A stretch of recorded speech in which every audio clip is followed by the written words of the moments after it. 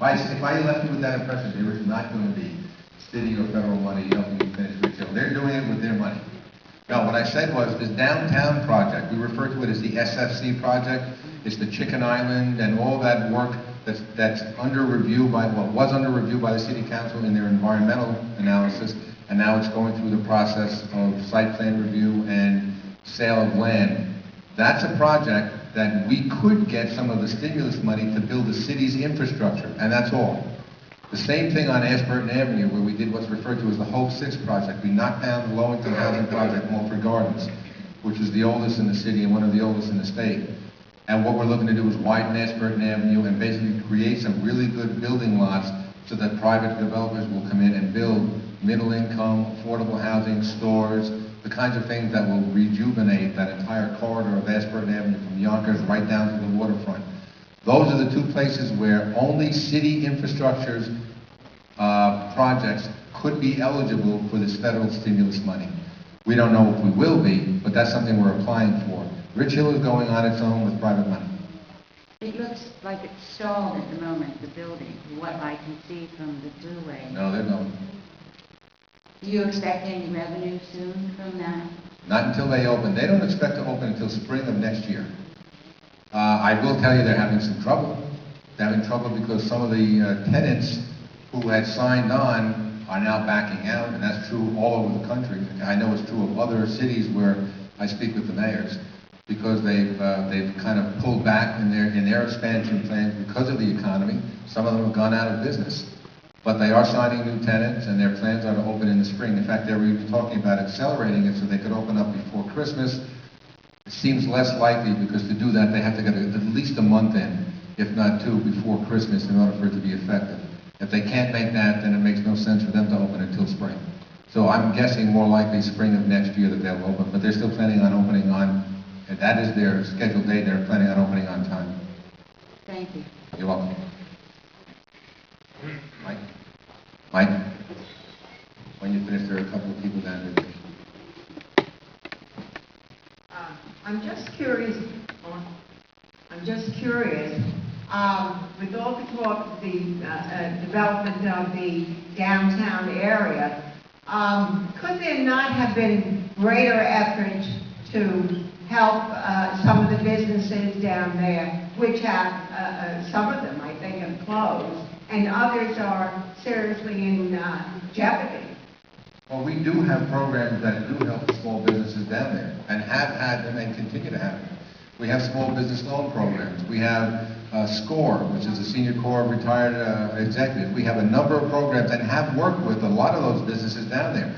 The businesses that are closing, just being perfectly blunt, some of them close because they're not good business people. Some of them close because the market and the economy has taken its toll on them. As good as they are and as hard as they work, major corporations are going under, small businesses are going under too.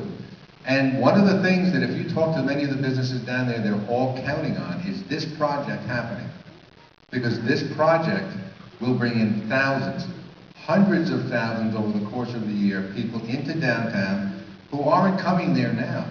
And they'll come down for whether it's a ball game, or because of movies, or because of concerts, or because they work down there, or because of all those things that are happening in downtown. And once they're down there, their potential clients, their potential customers for all those stores and all those services in the downtown, the restaurants, the shops, the luncheonettes, you name it.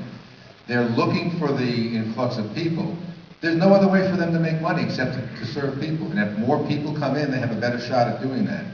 So we have always had a program to help the small business, and we will continue to do so. In fact, this project, their investment, the developer's investment, includes an investment in the small businesses, including getting consultants in to work with them to help them market their own stores better, to help them put up better displays, to help them manage their stores better. It'll actually be, in the end, much better for those who are down there now than it is without this project.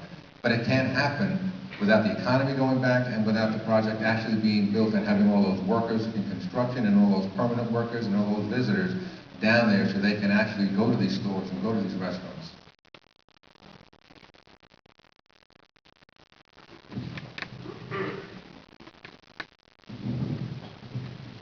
This is not a budget question. This is a question of quality of life. Gravity Hills Homeowners Association.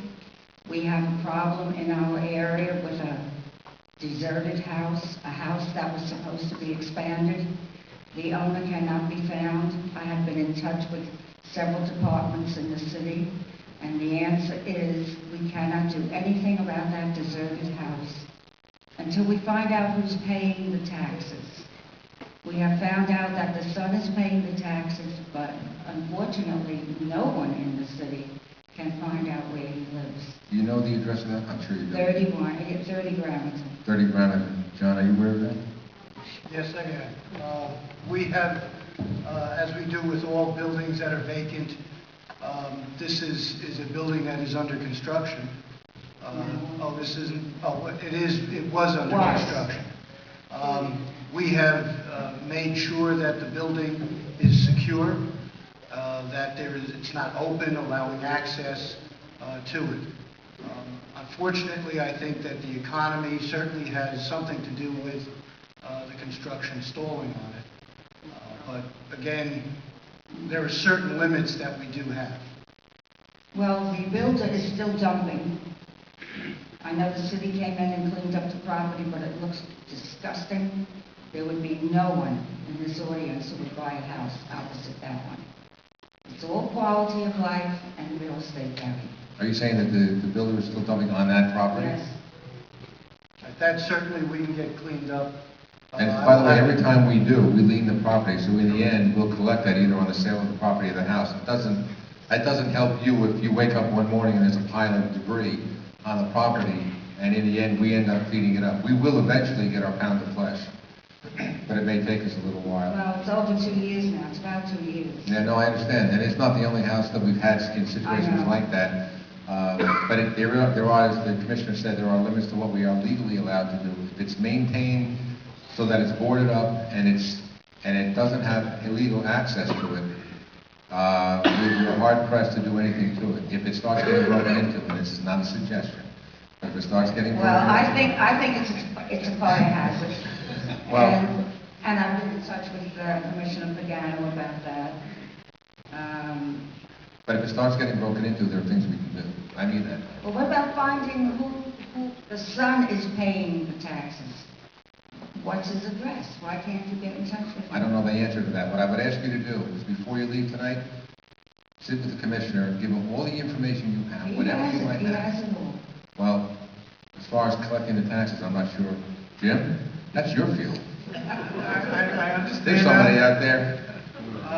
I can look and see who's on records paying the taxes, but again, our system, anybody can pay anybody's taxes, I